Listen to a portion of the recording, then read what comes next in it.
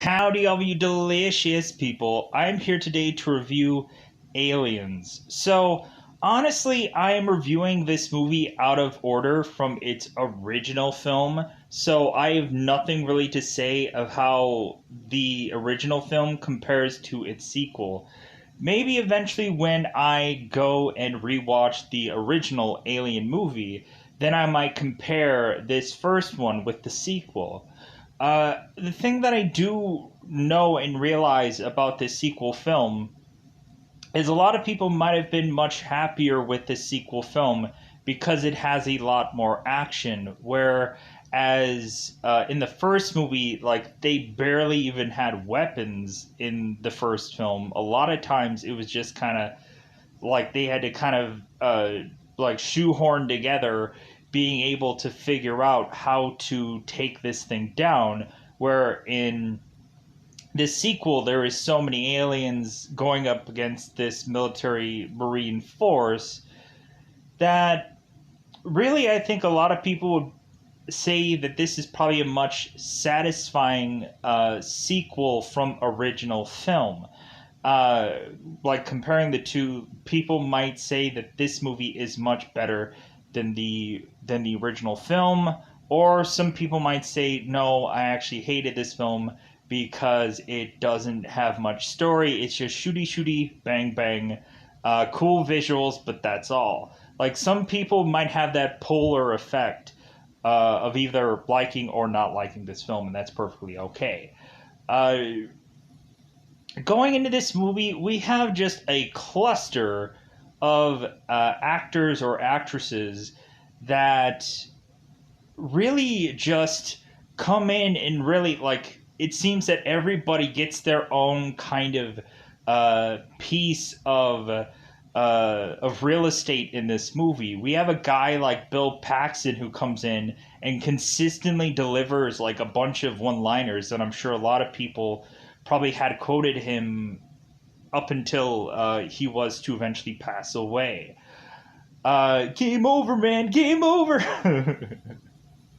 There's a lot of fun lines in this movie, and really, I just enjoy the film for its seemingly space adventure, but on top of that, like how that eventually this movie might open doors for me to want to visit the Alien franchise or even go into Predator, because eventually Aliens versus Predator does happen at some point, and eventually I might need or want to get into that at some point. Uh, I don't know where I would probably start with the Predator franchise. More than likely, people will love the very original movie with, of course, Arnold in it. Um, but anyways, it's moot point. So, because again, these movies are out of order, and more than likely, I'm going to have to revisit the very first Alien movie and then come back to this. So we'll kind of see where everything goes afterwards. So for this movie, really fun action-packed film. Really kind of like there is much more focus on the face grabber, uh, like little monsters of aliens, I guess, especially in this movie compared to the first. Because in the first one there was very few aliens or alien in that film, but in this one they like really go and like they're like, yeah, we're gonna make like all these little these minion aliens, and then we're gonna make a huge queen alien for eventually Sigourney to fight off, Ripley to fight off. Really, a lot of people take this movie and really just say, yeah, like this is where like a woman comes in and just slays through everything and kicks massive butt, and like yeah, like that was the time where there was this big turnaround of female stars, but also female stars who can basically mop the floor with with the aliens just as good as Arnold could with a Predator. So, bravo to that. I liked that fact. But really, the focus was just on that this is just overall just a really good movie. And I think really, like, this is probably gonna have to probably forcibly be the best movie probably out of the Alien franchise, with the exclusion of not tying in any of the Predator films, because people might be like, no, I really liked Alien versus Predator compared to all of these other ones. But yeah, some people might like this one a lot better than all the others just because uh, it's really just a interesting overall concept, uh, and like it's too not having us be trapped in modern time. It feels like a severely futuristic kind of film. Really, I was also kind of fascinated how like they were going to actually do the whole Alien versus Predator thing because of how seemingly this movie is set in like a distant future or something. So I kind of rationalized or assumed it. I'm like, okay, how exactly are they going to pull all of this off? But I guess they did. So going into this film, we have Ripley here who had been uh, taken into her sleep chamber like thing. I don't know if there's an actual title for that. There might not be some actual titles for a lot of things in this movie, and immediately people will be like, "Oh, he didn't see this film." No, I don't care about actual titles for things. I might describe stuff, and it is what it is. So Ripley is to eventually waken within her sleeping tube-esh like thing to be told that she has been sleeping for 56 to 57 some odd years from the original Alien movie. And it's like, well, yeah, of course, there has to be some kind of change in time to really showcase that, like yeah, we're gonna try to make this movie different, or if there's kind of a drastic change in technology from the original movie to this one, like there's a legitimate reason for that. So we have Ripley who is to eventually consistently have nightmares. She is to wake up eventually to have an alien, or she is to wake up in a dream to eventually have an alien continuously popping out of her chest, as if to say that she had gotten infected with the face hugger and she had an alien coming out of her chest. I guess that is the most horrific scene from the first movie. So they try to replay it again in this film to just kind of show the horrificness of that. But really, we don't actually get the actual thing to actually come out of Ripley's chest. It just starts like burrowing its way out of Ripley's chest, and Ripley starts like going, "Oh my god!" So, because Ripley is to continuously wake up to just like kind of feel her chest and try to like assess that the aliens aren't going to like pop out of her chest anytime soon. So Ripley is continuously having these nightmares to eventually have a doctor come like, hey, you need anything? You need any help? And like Ripley's like, no, I'm fine. I like, because the doctor is to tell her, it's like, well, I can give you medication to help you sleep. And Ripley's like, well, I've slept enough. I've slept for 50 some odd years. I think I've slept good enough. So Ripley now in this current time, Ripley is to meet a guy who is named Burke, who is Paul Reiser, who a lot of people might know him from shows like Mad About You, or really like he's kind of gone and been this kind of chameleon character that eventually like sometimes he is the or most oftentimes he is the good guy. He's the but every once in a while he'll change and be the villain. And surefire enough, uh, maybe he might be that in this film, or maybe he might be the good guy. So Ripley is talking to Burke, and so Ripley is to immediately ask Burke if Ripley's family, any part of her family, is still alive, and Burke is to show her a picture of Ripley's daughter who had just died recently. Ripley is to see a photo of her daughter who is much of an elder age, and Ripley is kind of emotional about that. So Burke is to tell Ripley, well, hey, like, if anything, like, the main focus here is on your hearing, uh, is on, like, all these head honchos who want to kind of hear what had gone on through this whole entire procedure, because when looking at it, Ripley's spaceship cost money to build. Ripley's uh, uh, Ripley's co-workers, like, they had to be sent money to to put this whole thing together. Like, they had to put a lot of money together for them to do this whole thing with Ripley and her crew. And now that they had all died, now all these big head honchos want to find out why everything happened the way it did. So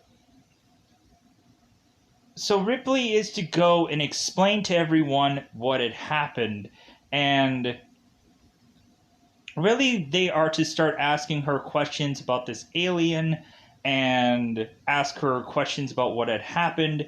And Ripley eventually, like, rips into some of these people and mention, it's like, well, hey, like, I'm sorry, like, so when I left, did, like, the IQs of everyone on this planet drastically drop? It's like, if anything, like, Ripley, like, will explain every single thing to all of these people, but I just don't think that they are getting it. They don't get that this alien could have easily ripped and torn through all of these astronauts and uh, taken down this entire ship, because they don't realize that this alien was like that dangerous, that horrible, and that whatever, to where Ripley had to do everything in her ability to take this thing down, because it was life or death.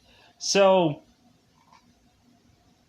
Ripley explained all this stuff to these head honchos, and they understood her answers. The thing of it is that Ripley was not allowed to go on to pilot a ship or be on a spacecraft anymore after this. And also, like, her psych evaluations aren't exactly helping her either. So Burke is to come to Ripley and say, hey, well, you know what? Like, it seems that you're going to be a cargo worker, a dock worker, and, like, that seems all great and fine and everything. But actually, you know what?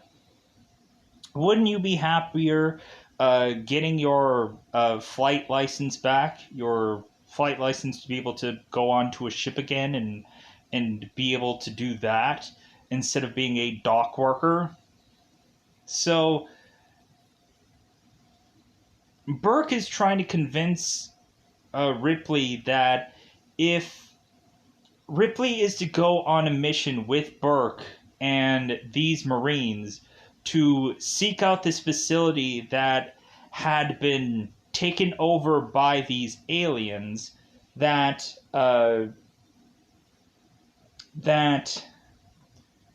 Burke would reinstate Ripley into doing what she was doing before in the previous film.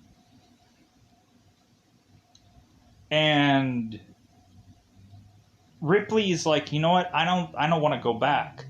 Like, I don't want to go back in this same scenario. Like, if anything, if I probably go there, like, I will be no good to you, or I will be no good to any of these men. And so, what is the point of all this? So, Burke knows, like, all good and well that he has read her psych evaluations, knowing that she has been having nightmares and waking up in cold sweats. And everything. And so, but Burke still wants her to go because Ripley is the only one with previous experience on this. Like, it's basically like Jurassic Park 3, where they have Sam Neill, who comes back from the original Jurassic Park movie, to go with the two parents to go and find their son on this dinosaurish island. The only problem is that Sam Nielsen was not listened to by anybody, and neither is Ripley for the most point. Most of the time, like, Ripley is to like, try and take command, and a lot of people are just kind of telling her to, like, kind of just shut up, or like, hey, like, this is my stick kind of thing, like. And to where eventually, when the numbers start to dwindle, then Ripley is just like, well, dude, I'm gonna freaking do this now. Like, I am gonna go and like, I'm gonna realize how that I need to go and whoop all kinds of butt while you guys are just, like, dead and or injured because you guys got really stupid. Like, they got gung-ho, they got dangerous, and uh, they really should have slowed into this thing, but they didn't. They rushed through it, and rushing through things gets you killed. So, Burke is to tell Ripley that they are going to come into this facility to kill all of these aliens. And that's what they are coming in there to do. And so Ripley is to eventually continue to get nightmares, and Burke is telling her, like, maybe this will actually do you some good to get back in the saddle again and face your fear and conquer it, and then maybe you will be fine again. And Ripley's like, don't give me that psycho babble, whatever kind of thing. So, but eventually Ripley is is going to try to understand where Burke is coming from as she's continuously having night terrors. So Ripley eventually goes and calls Burke at the middle of the night, and Burke answers his phone, like, Ripley, are you okay? Ripley is to ask Burke, well, if I do this, we are going there to kill everything. We're going to wipe all of this out. So there is no, hey, we're going to grab this for experimentation. Hey, we're going to collect this sample of whatever. We're going to explore these aliens a little bit more to figure out about them. None of that. Absolutely zero. Every bit of this mission is to seek and destroy, kind of thing. And Burke is like, yep, that's exactly what we're doing, with his fingers crossed behind his back. So Ripley is to eventually tie herself on to this mission, and so we are to see these Marines who are coming into fray, and we find that they are to come into this mission with a android with them. And Ripley is like, you know what, I don't want to work with androids, because I've worked with one before. And Bishop is like, well, what kind of model was he? Or, like, what kind of, like... So Ripley is to eventually mention like this previous model, and Bishop is like, well, yeah, they were kind of like glitchy or like bad models. If anything, like they have much improved, uh, like androids now. So like, don't feel that I'm the exact same as that previous model. It's not the same thing. It's kind of like a a AAA battery versus a 9 volt. Like they're not the same thing. So, and Bishop is to basically uh, help Ripley realize that. So we have Hudson, who is Bill Paxton, who is wanting Bishop to do like his trick. So Bishop goes and places Hudson's hand onto a table, and Bishop puts his hand over on top of Hudson. And so all of a sudden there is this speeding knife thing going through all of Hudson's fingers, and Hudson is freaking out, but they try to like hey, do not move your hands, do not move it. So Hudson's freaking out, and then eventually Bishop is to eventually stop, and Hudson was like, wow, that was crazy. But like Bishop is so accurate that like easily being able to not cut any uh of Hudson's fingers. Like I wonder if they actually practiced that, or like what exactly they did to perfect that. I wonder if that took like, how long did that take, or what did they do to eventually just kind of like work that scene in. Um, or maybe what they probably did do was they probably did it in slow motion, and then like afterwards they just sped it up to make it look like he was going really fast, but who knows. So we have some military forces that are starting to see uh, some of the people that aren't actually military people. They're starting to be like, well, who's this person, who's that, like who's this, blah blah blah, and just try to like kind of shape everybody up. And it's like, hey, we're going to be working with this person, like shouldn't they like shouldn't we get to know them? But so if anything, we have the Marines, and uh, we had the Marines trying to like get their stuff getting put into their ships, and all this kinds of stuff that they're going to need for this mission. And so Ripley is like, you know what, I feel like a fifth wheel here. Like, is there something that I can do to help you guys out? And we have the Sergeant Apone, who's like, well, like, could you work like one of the like the forklift kind of things? And Ripley's like, yeah, I think I can do that. So Ripley goes into this forklift like machine that is basically like is the yellow machine that is to just kind of do the exact is to lift heavy objects and to place them from one place to another. And it kind of looks like the very like it's a very iconic visual for this movie, what this actual forklift ash like machine is. And eventually this is the machine that later on in the movie fights the Queen.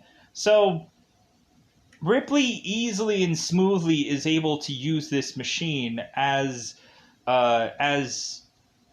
these people are to look on as they're looking at Ripley, just like, wow, like she's really good.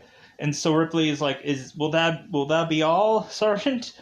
And is like, heck yeah. Like, so uh so now we have to eventually push them on into the mission.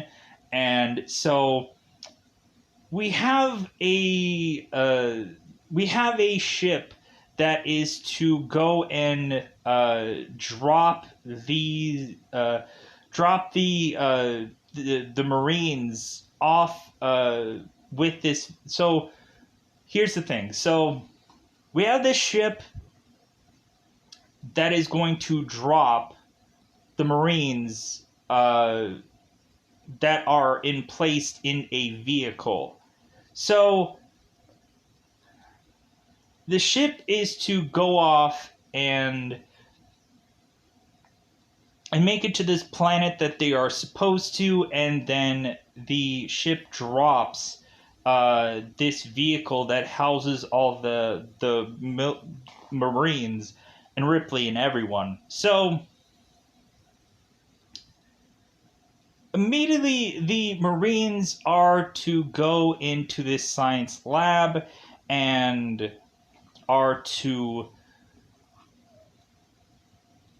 at first realize that the section where it seems that supposedly most of the aliens actually are, you cannot actually shoot in there. You cannot actually have a round being set off in there because it'll actually explode the entire factory. It would basically cause a nuclear bomb that is to basically kill everyone. So, because there's some kind of coolant kind of system in there that if they were to fire upon it, like it would basically annihilate that whole entire facility and then some. So we have Ripley figuring that out, and so we have Lieutenant Gorman, who is to tell these people that they need to collect every single bullet from everybody. But here's the thing, though. We have certain people like Private Vasquez, who wears the bandana, and we also have good God, we're going to be scrolling around for names here. Uh,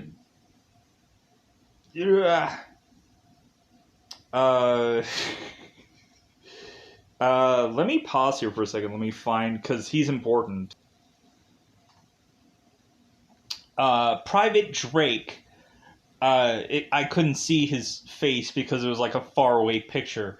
So Private Drake and Velasquez are putting back their the arms in their weapons because of like, dude, I'm not going to take any chances. So Hicks goes on, instead of using his actual gun, he takes out a shotgun and is like, hey, like, I'm preparing for some close encounters. So we have them go on to only be able to use their flamethrowers that they have on some of their weaponry. And so we push on to have this group eventually find a woman, and so they think to try to rescue her, but the only problem is that this woman has an alien coming out of her chest. So yeah, not gonna quite go out of my way to help this person with an alien popping out of her chest, and she's going to die anyways. So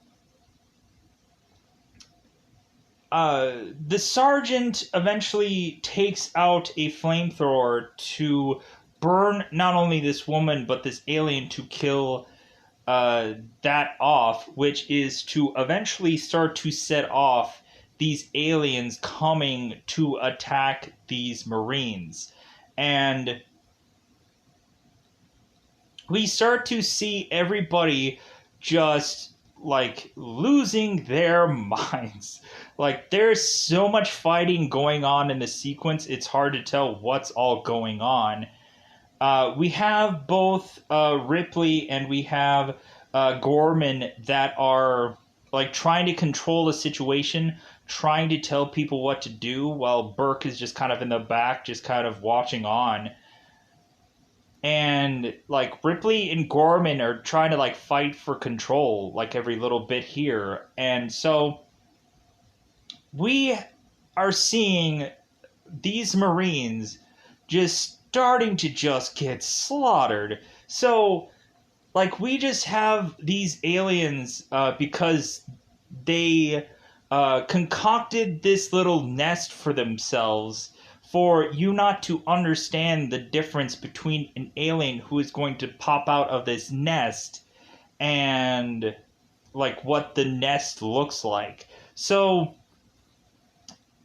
when these Marines are to kind of fight their way uh, to eventually be forced to fight backwards, eventually there are aliens coming out of this nest to pop their way out, like without any of these Marines realizing it. And so they have to kind of really fire their way through these aliens and then head backwards. So we are having forcibly Ripley, who is to go and take this vehicle that they had been left on, and she crazily drives this vehicle through this factory and smashes through a wall so that way the Marines could quickly get into this vehicle to like protect themselves from these aliens, to the point to where Ripley eventually has, through her window of while she was finished driving, eventually one of these aliens try to crash through the window and try to get to her, but eventually Ripley goes and like backs away, has the alien fall to the ground, and Ripley runs it over, where I'm like, oh my god, that's a horrible mistake. Ripley should know good and well that these things are filled with acid, and that eventually that's just going to ruin the vehicle of which that they are on.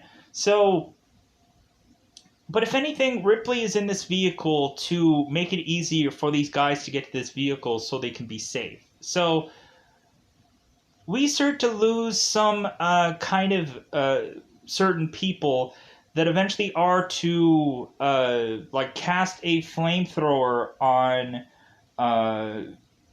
one alien, but eventually the like Private Frost, he is to go to try to put a flamethrower on one of these aliens to eventually have his body be torched into flames, and he goes falling down this really long stretch of gap down this hole. And I'm just like, oh man, that sucks. Like, that guy didn't quite have enough time to be able to marinate in this movie, and then he just dies. That kind of just sucks.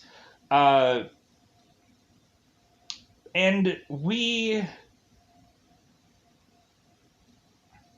so we eventually start seeing some people die. We immediately see Sergeant Apone and one of his men who are to kind of stick behind, and because eventually they just get captured and eventually are going to have a probably alien baby inside them at some point, because eventually Bill Paxton's character realizes that there are still life signs of two characters, but those people are just to be taken to eventually have a baby be put inside of them. That's why technically they are still alive.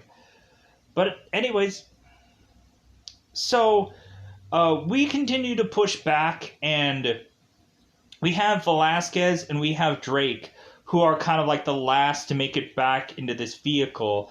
And Velasquez makes it back, and they try to like toss off her weaponry. Like, the only thing that I think probably suck about this movie is that I think there was a lot of like encumbersome like places where like these people had to like walk in these like very narrow like sections, where I was like, man, like this must have been miserable for a lot of these actresses and actors to have to like go through some of these scenes, because like the hallways are so narrow, or the like they really didn't, I guess, factor for how big something was and how much they would have to like squeeze into certain sections and certain aisles of some of this space stuff. So like I would have assessed or assumed that there probably would have been a number of outtakes, simply because somebody might have gotten stuck somewhere, or somebody probably didn't know exactly where to go and they got confused. Maybe, I don't know.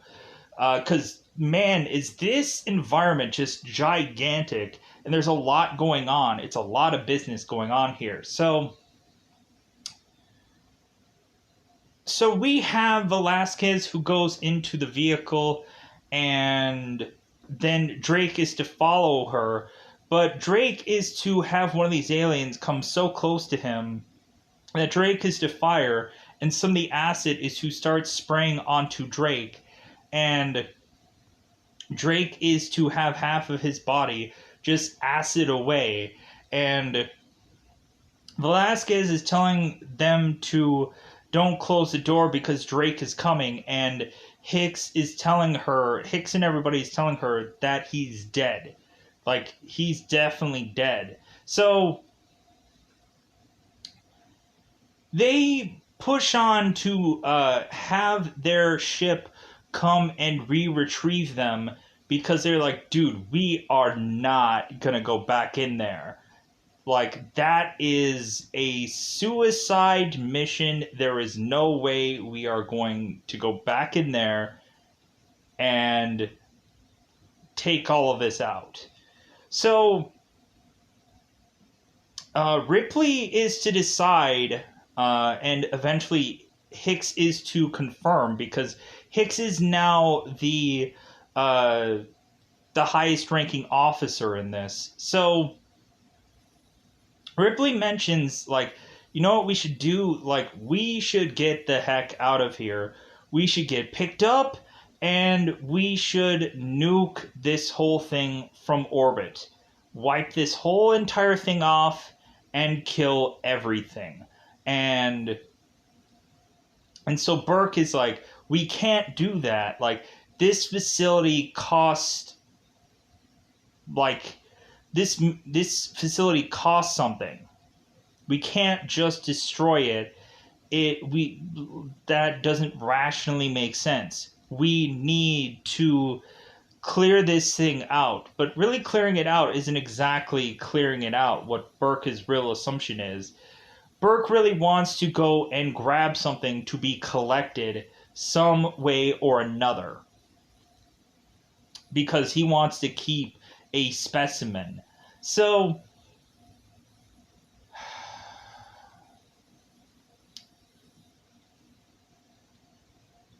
really they change from Ripley's answer to now ask Hicks, because Hicks is the highest ranking officer, and Hicks says the exact same thing that Ripley does. So they're like, okay, like 2 against 1. So they are to have the ship go and pick them up.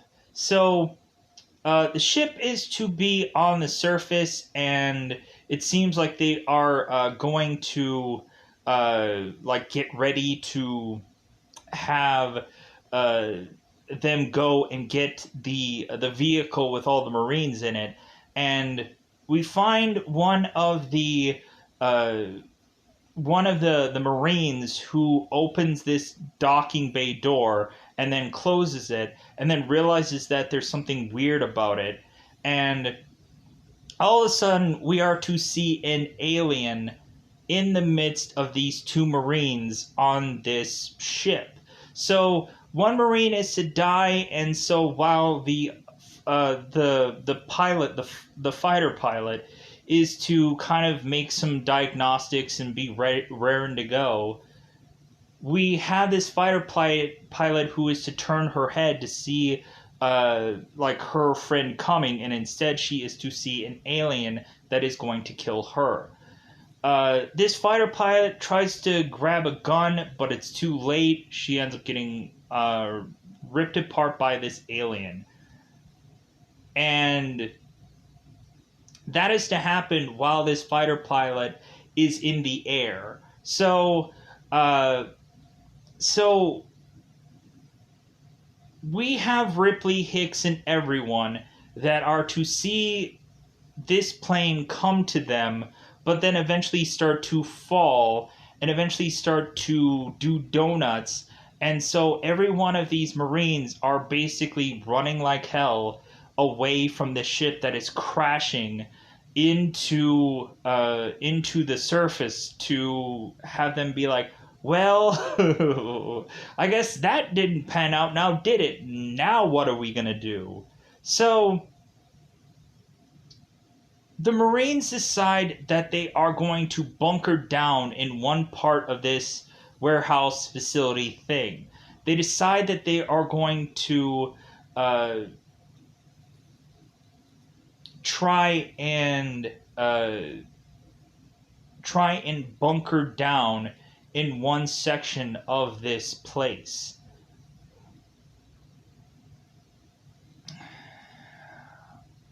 So we are here to see Ripley eventually go on and find this character called Newt. So Ripley is to eventually need to forcibly go through the ventilation shaft of this place. And once she is to go through the ventilation shaft of this place, she is to eventually stumble upon a little girl who has been surviving for numerous days by herself. And so Ripley is to retrieve this girl to have this girl talk to these people and kind of tell them anything. And we find out this girl's actual name is Rebecca Jordan, but Rebecca tells them to call her Newt because only her brother would call her Rebecca. Everyone else just called her Newt. So Ripley keeps asking, like, what happened to Newt's family, and Newt mentions, well, like, my parents are dead. Like, any other questions? Like stop asking me things, because really, like, the answers aren't going to be anything fruitful. They're all going to be dead, just like you guys are. Newt is kind of assessing that all these Marines, as well as Ripley, are all going to die. It's inevitable, because these aliens are just that strong. So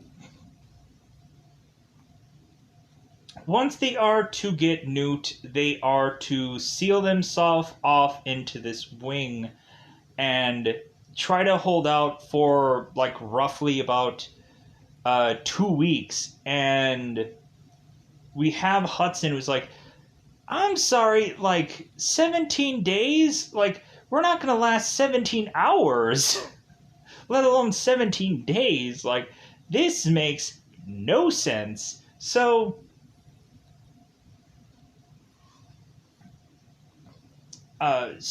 we're here to eventually have Newt be put into this bed, and Ripley is to eventually sleep next to her. Eventually, after like these times of them trying to grab for resources, them trying to scavenge for things, and eventually Bishop is to also mention that there is a problem with this facility, that it seems there is a thing that is to quite possibly wipe this entire facility out. And so they said, well, what's the timetable on this thing that is eventually going to annihilate this whole facility? And Bishop mentions it's like, well, it's going to happen 4 hours from now.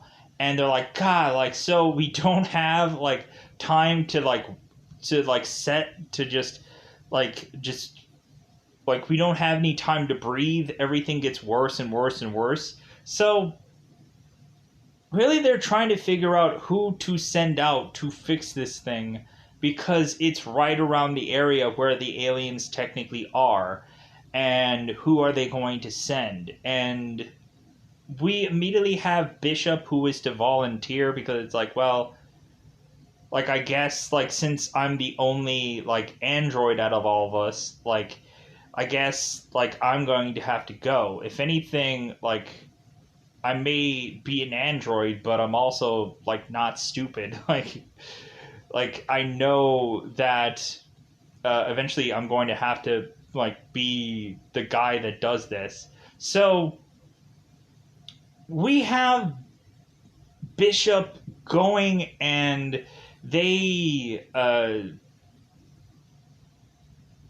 they unweld this one pipe for Bishop to go into, which I'm kind of wondering how exactly they shot that because, and plus also like I'm wondering how like like uncomfortable that was. Like maybe it seemed tighter from the camera angle, but like I was wondering like how exactly they did that. So Bishop is just crawling through this tube of I'm assuming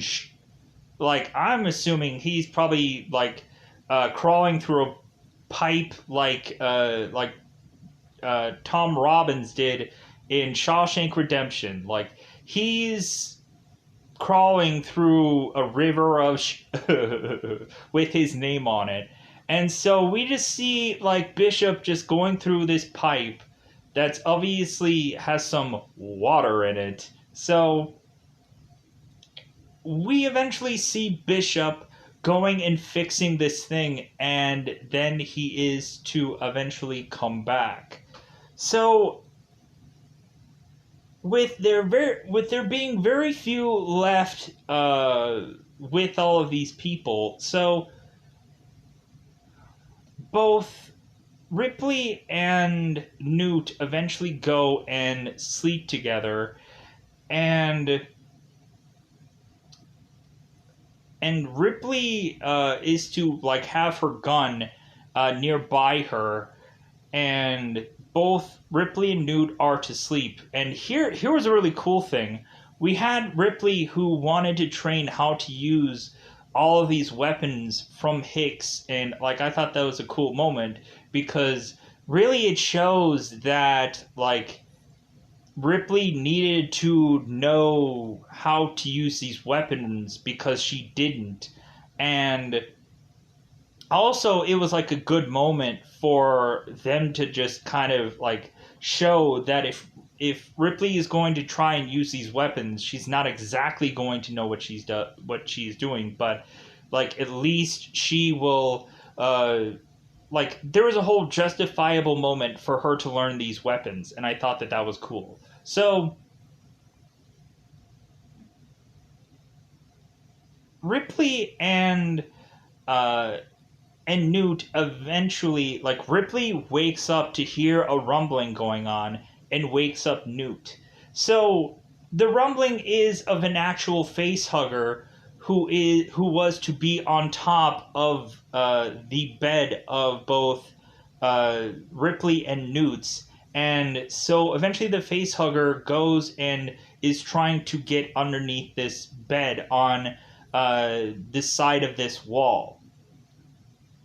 So Ripley pushes the bed to kind of squish this alien, and then Newt gets out of the bed, and Ripley kind of uh, runs out of the bed while this thing is still trapped. It seems that there are two face huggers that are in this room, and eventually, like both Ripley and Newt kind of have to defend themselves because the gun that was actually where it was is actually not there anymore. It seems that this gun is in a room, is in another room that Ripley can't get into because this door is evidently locked. Ripley tries to open it, but she can't get it open. So Ripley is to eventually try to wave at the camera that obviously Hicks and all of them can see. And Burt goes and shuts off the one camera that is to be in Ripley's room and kind of like nonchalantly just go like I didn't do anything underhandedly. So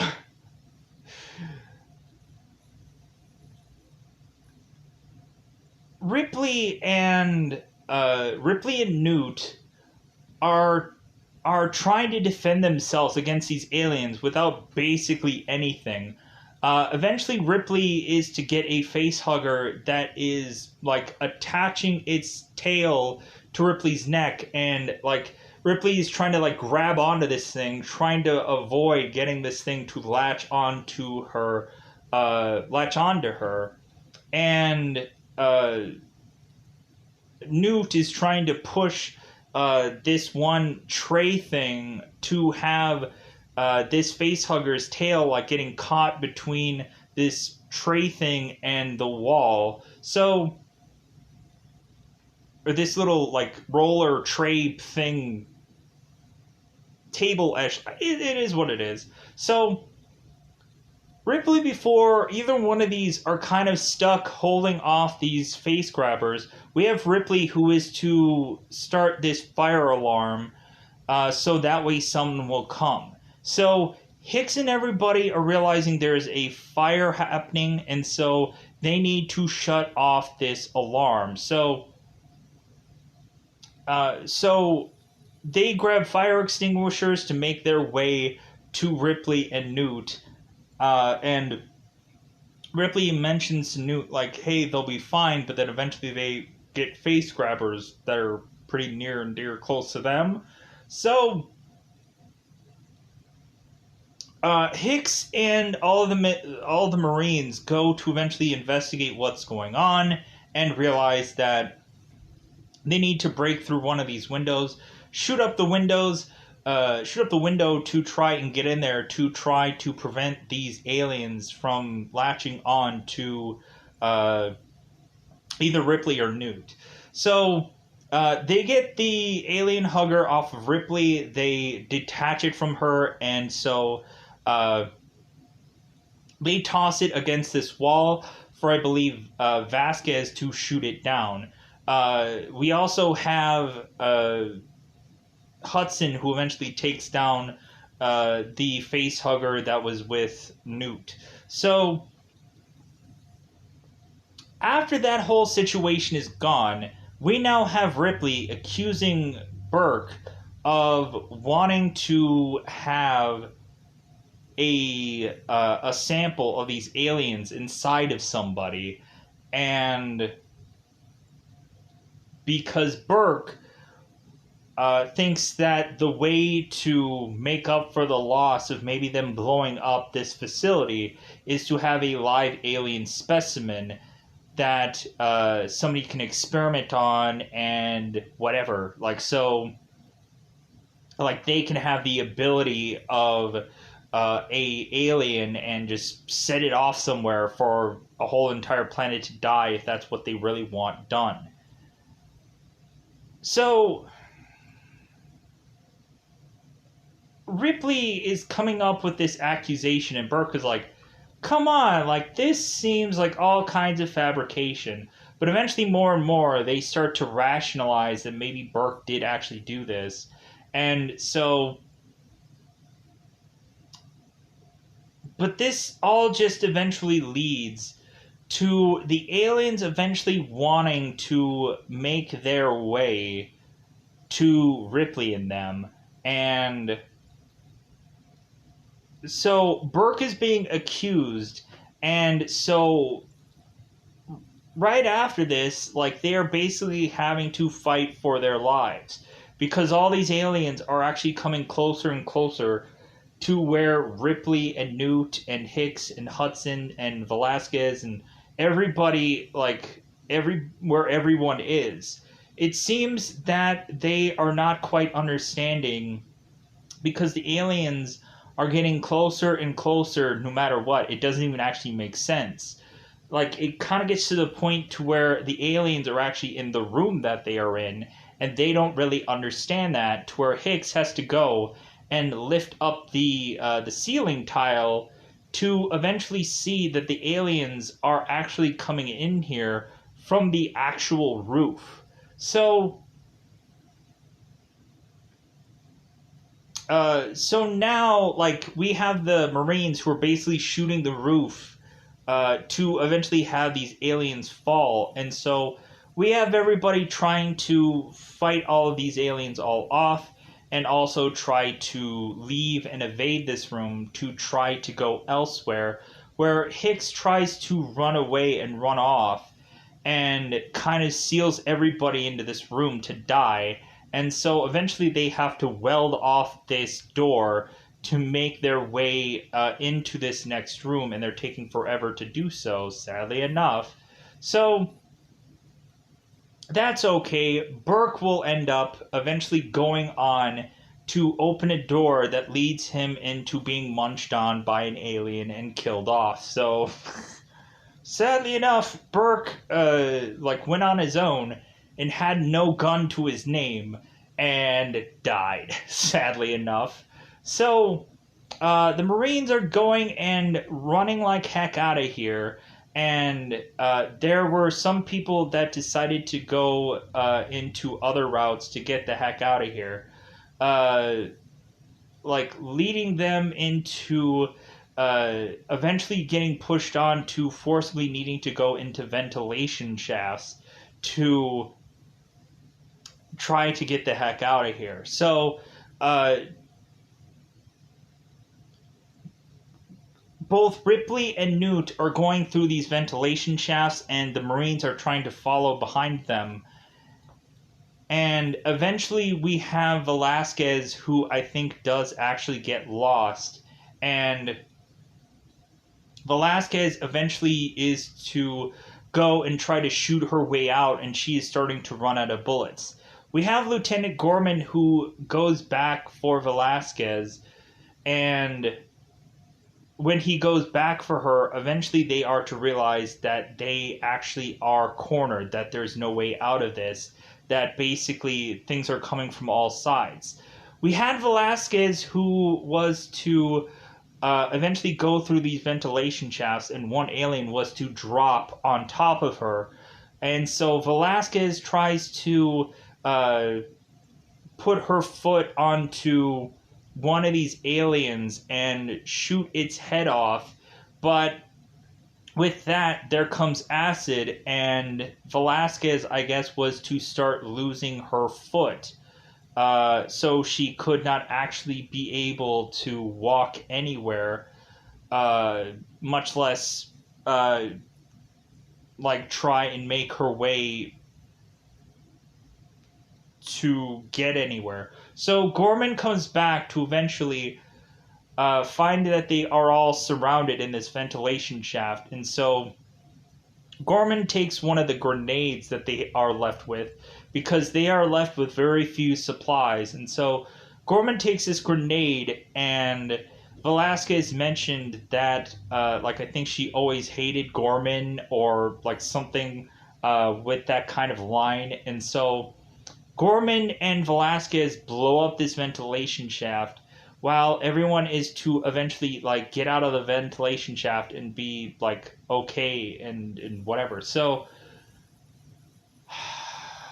pushing on. So eventually these people all try to escape, and eventually I think both Hicks and Ripley eventually try to make it into one.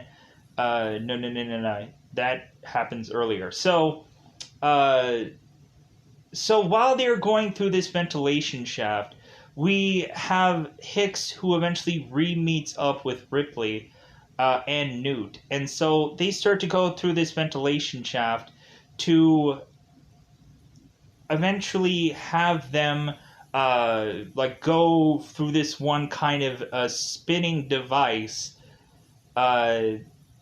that is close to a ladder. So all of a sudden we are to see Newt start to fall in this little spinning device, and she is to be dropped into this vent that is to send her off to somewhere, which is kind of this sewer-ish system.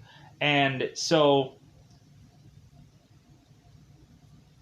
Hicks is confirming with Ripley, hey, we'll be able to find her again, so this isn't a problem, because she has the watch on her. And so Ripley yells out to Newt that, like, stay where you are, Newt. We're going to find you. So Ripley and Hicks go off to eventually just go and find where Newt is, like try to track her down.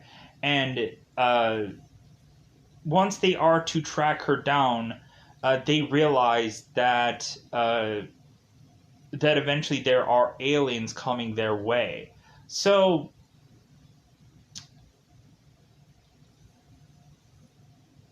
I guess I should explain what happens to Bill Paxton's character. So, uh, when all the Marines were in that room, we had Hudson who was kind of fighting them off, like, hey, you want some? Hey, you want some? Hey, you want some? And then all of a sudden, like, we have an alien that was to come from the floor, grab onto Hudson's character and uh, drag him through the floor, and like people were trying to grab on and try to save him and try to shoot up this alien to try to free Hudson, but Hudson just got dragged into the floor with this alien, and sadly enough, but yeah, that's what happens with Hudson. So at this point we just have like very few people left. We just have Bishop left, we have Ripley, we have Newt, we have Hicks, and I think that is pretty much all that we get here. So eventually Bishop had went off to eventually find another ship for them to be able to leave here.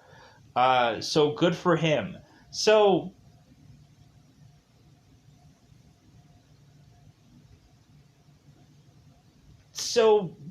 Bishop is to eventually land this new ship to eventually have all these people get back onto the ship, because he found a new ship that actually was left from these people at this facility. So luckily enough for them that they could find ship number 2 for them to get the heck out of here. Luckily enough. So Bishop is to land this ship, and so we have Hicks, we have Ripley, who are seeing where Newt is, and so Hicks has to weld basically a hole from where Ripley and Hicks are to get to Newt. So they weld this hole, aliens are coming, so they try to grab for Newt, but eventually an alien grabs her instead, and so they basically have to move on to figure out where exactly Newt is going to eventually be. So, but they can't do that right now. So, because what ends up happening is that while Hicks and Ripley are to try to get away, we have Hicks who is to eventually shoot this alien to get acid spray onto his armor, and so he's to try to quickly take it off to just get hit with this acid. So Ripley has to drag Hicks to make it to the ship, so that way Hicks could be saved by Bishop. So they put Bishop and they kind of wound him up, or they kind of bandage him up. So Ripley is telling Bishop that she is going back for Newt. Do not leave her and or Newt.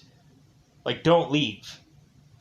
And Hicks is telling Ripley, it's like, we're not going anywhere, confirming to her.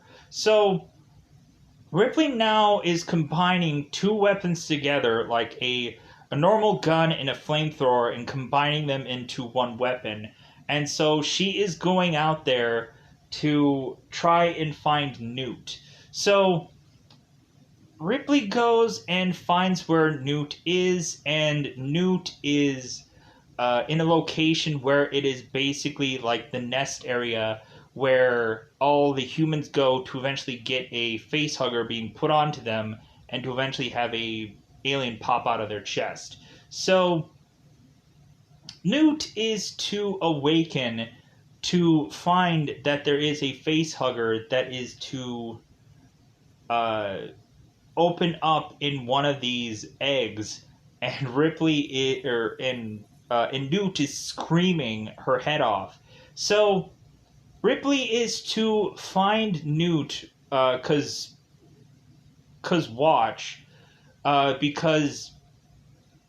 Ripley like tried to figure out where Newt was via the watch, but then the watch wasn't on Newt. So Ripley kind of had to figure out like approximately where Newt was, and Ripley found exactly where Newt was. So Ripley goes on and takes Newt from out of her like little nest thing that she is stuck in, and eventually like kills off one of the face hugger that was going to get to Newt. So all of a sudden Ripley is trying to get the heck out of this location that she's in, and she realizes that there is a ton of eggs that are placed everywhere.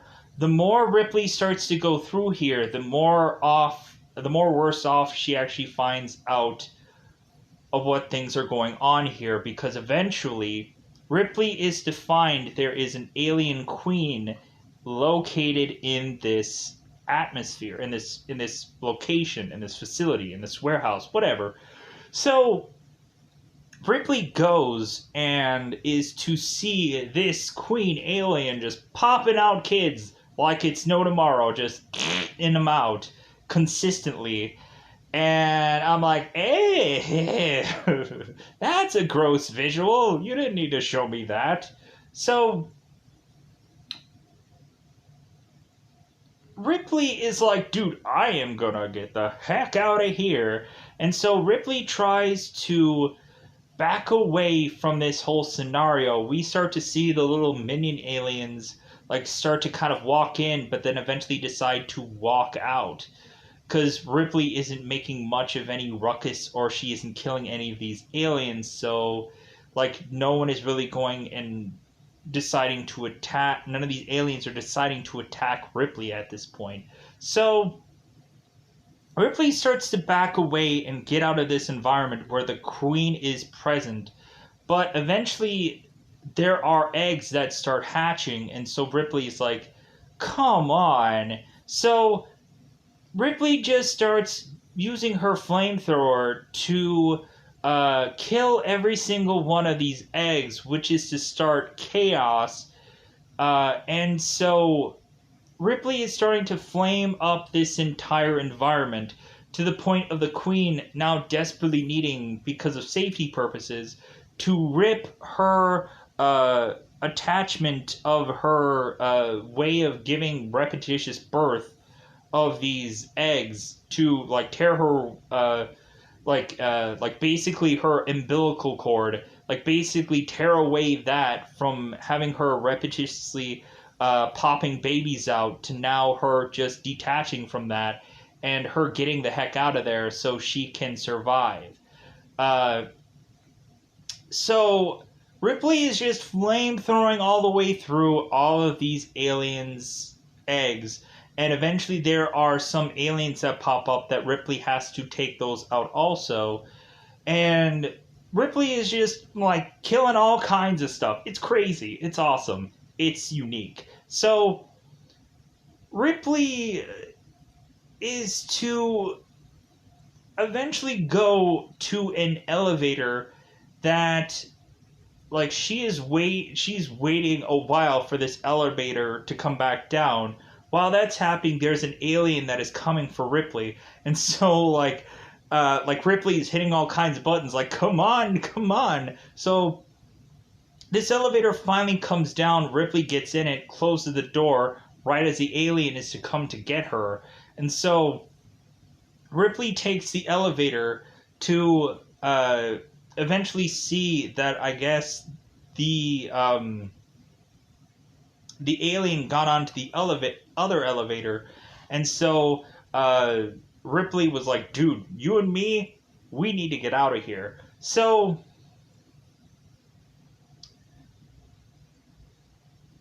like, I want to make sure that I've gotten everything correct at this point for most of this movie, because there's a lot of things to digest in this film. There's a lot of action packed moments. There's really, I just enjoy this movie uh for like it's interesting. Like, if anything, like it's a lot better paced than probably the original film. Plus, it probably seems like there's a lot more going on in this film compared to the first or the third one, because I know the third one they do that whole prison angle where there's like an alien that is to be on this prison that's in space, and like that seems all well and fine and all, but not a lot going on in that movie, and plus they have like zero weapons at that prison. So yeah, no. Like, not exactly all that exciting. I like shooty shooty bang bang movies, especially when you have aliens going on. So they assume that, well, like, hey, let's get the heck out of here. Ripley goes to where the spot was where Bishop and Hicks were supposed to have this ship ready, and it's gone. And so immediately we have Ripley who's like, Bishop, you mother... like, I told you, like, don't leave me. And we are to all of a sudden see Bishop back with the ship, and he's dropping the stair thing for both Newt and Ripley to get back into the ship.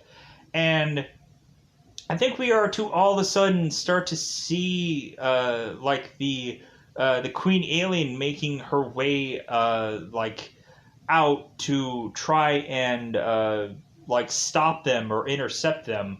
But then eventually it seems that this location is completely annihilated and destroyed, uh, and whatever. So we have Bishop who explains the reason why he had to leave was because of story. And Ripley was like, yeah, I know, yeah, like, I read the script too. No. Bishop mentions that it seems that the platform that they were on to wait for Ripley was getting very unstable, and so Bishop had to circle around to make it back to them to see if there was a safer place to land, and couldn't, so he just did what he did. So Ripley is like, that's fine, at least you didn't leave, let's go on to make it back to the military base-esh like thing that's in space. So they make it back, they land, and everybody's like, oh god, like, we're safe. Like, high five, Bishop.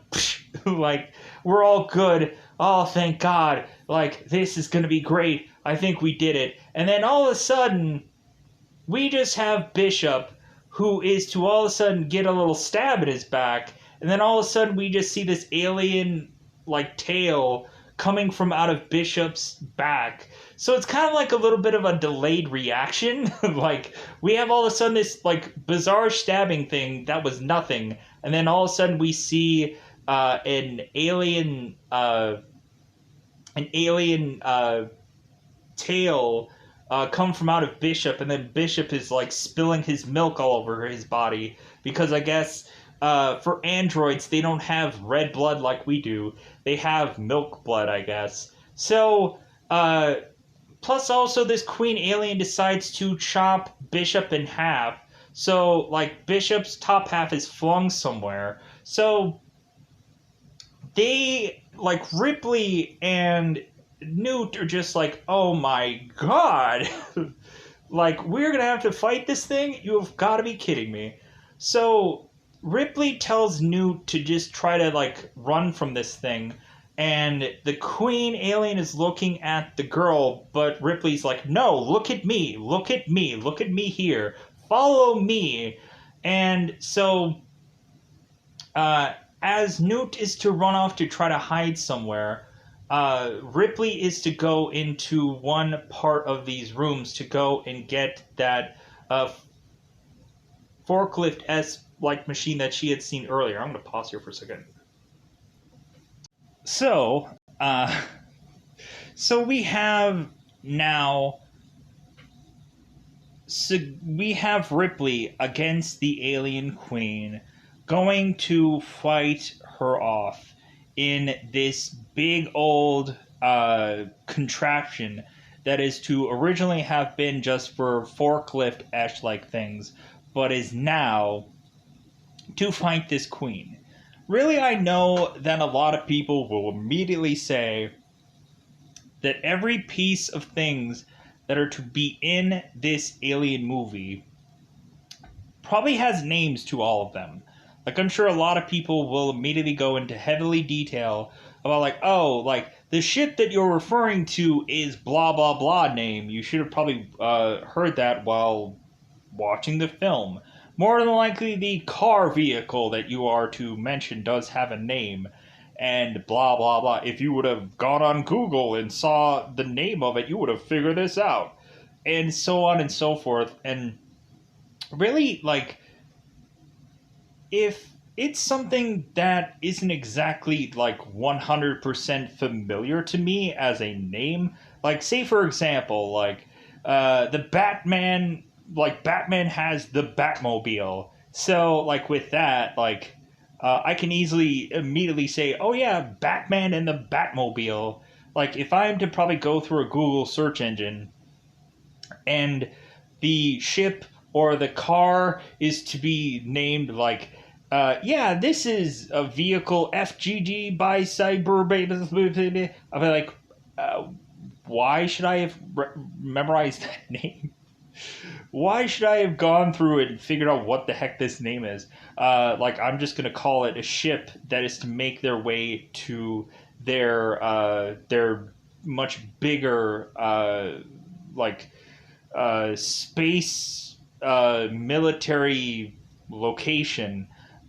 So I apologize if I'm not being in more detail about certain specifics or if anything has a name with any part of this movie. But really, I would also just say, like, well, when looking at it also, there's some research that I just don't tend to do for certain movie reviews. Just because, one, I have other things to also review.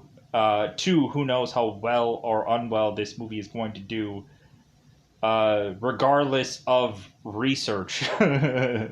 Like, I could have done, like, and known every single name of every single thing and probably get a view out of this, and that would have sucked to do all that work to eventually just have one view ticking away. If I knew that this movie was going to be like this biggest, greatest thing, then I probably would have gone and said, like, yeah, maybe I should go back and review this and do my research the second time around. But there's a lot of unsureness when you go through a movie review because some people might not give a rip whatsoever about names and whatever. But there's also sometimes, like, in stuff that I've reviewed recently where names do matter. So I apologize for fanatics of the Alien franchise for this review if it's not detailed enough. It's okay. Like, I'm a fan of any number of things, and there's sometimes where some people don't go heavily into detail about names of things. And I'm like, well, hey, like, they just didn't know. All right. So, to each their own. Or some people might go and Google a thing. I don't know.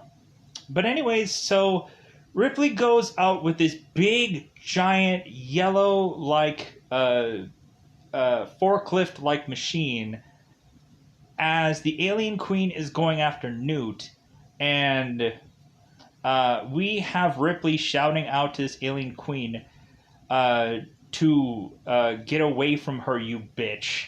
And, like, such an amazing line delivery. But here is also an interesting thing. There is this show out there called Community, and this will be easy to figure out where exactly this is. So, there is a Community episode that was a Halloween episode where all of a sudden people are to get sick from these army rations.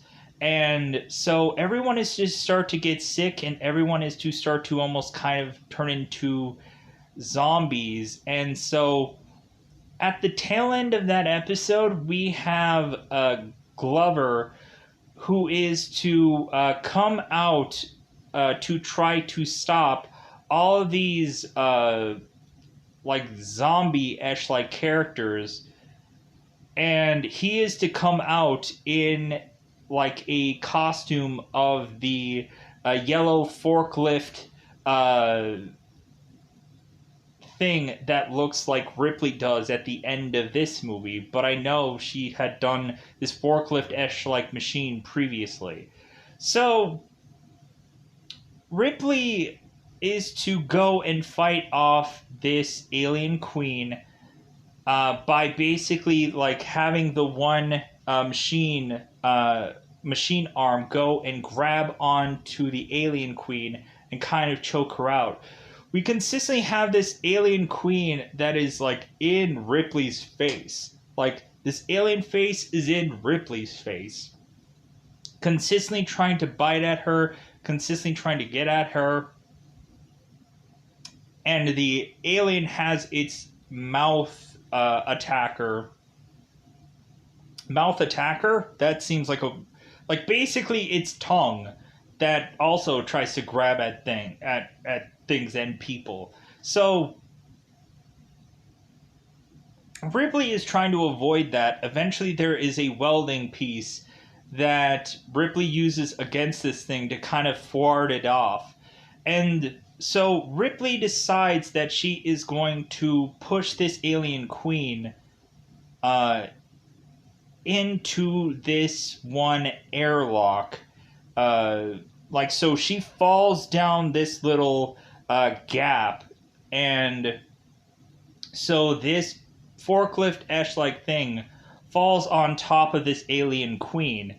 And so Ripley goes out of this forklift thing to try and climb up on this ladder to get to the point where she can go and release the doors to open to have this alien get sucked out of this ship. So when Ripley does that, we all of a sudden start to have some of like Bishop and Newt needing to desperately hold on to things because they didn't realize what was going on. Bishop is holding on to a piece of something, like a part of the ground, and so we just kind of see Newt kind of flying, and she's like trying to like hold on to something, and eventually Bishop sees her and grabs onto her and like latches on so Newt won't fall into the hole and die. So Ripley has to forcibly now, like, being sucked out of space, Ripley is desperately holding on to everything, every rung of this ladder, to eventually make it out of this spot that is being airlocked, so she can open up this one contraption to hit a bunch of buttons to seal this spot that had been airlocked out. So Ripley closes door, and now everybody's finally like, hey, now we can high five. Now this is all over.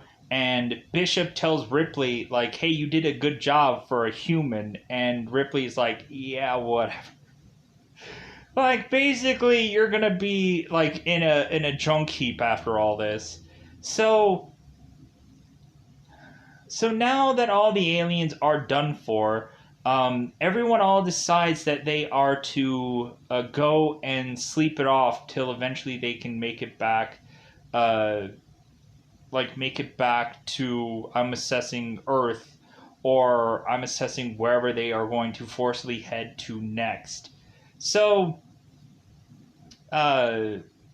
Newt is mentioning like we're all really gonna really sleep, and Ripley's like, yes, we are all gonna sleep, as she like bats her little nose. So so they all go on to sleep, and we are to assess or assume that uh, that eventually everything is going to be oakley dokley.